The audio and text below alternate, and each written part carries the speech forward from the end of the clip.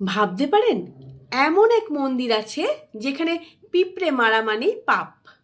হ্যাঁ, এখানে দেবতা নয়, পুজো হয় পিঁপড়েদেরই। নমস্কার, আমি কাকলি। আমি আজও আপনাদের সামনে একটা গল্প নিয়ে এসেছি, এক পিঁপড়ে মন্দিরের গল্প।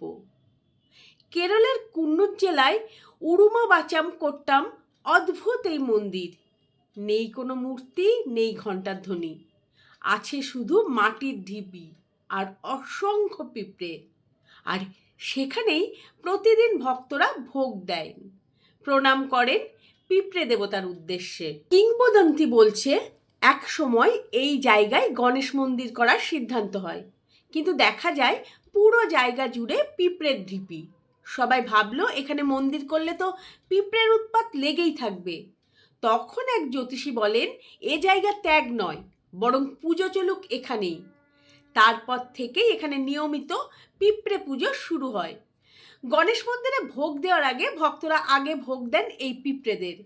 বিশ্বাস করেন এদের খুশি করলে দেবতার আশীর্বাদ মেলে দ্বিগুণ। এই মন্দিরেই মানুষ খুঁজে পেয়েছে এক অনন্য শিক্ষা, আর সেটা হলো দেবত্ব বড় নয়, ভক্তি বড়। যেখানে ক্ষুদ্রতম প্রাণও পায় ঈশ্বরের আসন। কেমন লাগলো পিঁপড়ে মন্দিরের গল্প? ভালো লাগলে লাইক, শেয়ার আর কমেন্ট করবেন। ভালো থাকবেন সবাই।